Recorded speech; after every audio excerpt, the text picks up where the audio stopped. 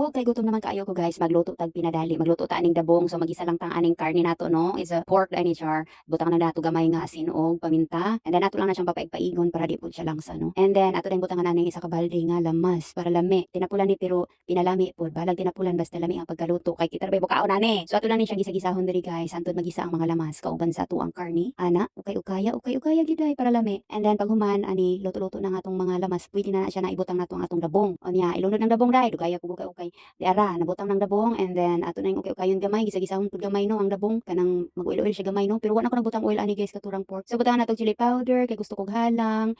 Dahil butangan na ko nato paminta, onion powder, garlic powder.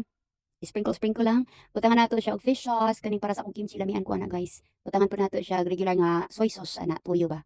Ana para balance-balance ang panglasa. Butangan na nato siya og oyster sauce kaning mamasitas, pinakurat na suka ana para balance og lamian. So tinapulan ni siya guys pero ato ra nang majikon aning mga atong mga kuan mga ricados. Butangan na nato siya og 1 tablespoon sa brown sugar para lami. And then ukay-ukayon og ayo ana gisa-gisa lang gamay ukay-ukay og pinadaghan pero nagkutoy na ang tiyan sa nag-ukay-ukay.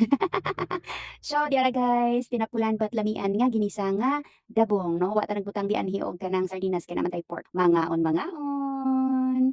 O sige lang sa ta mag-rice kamuti lang sa karon.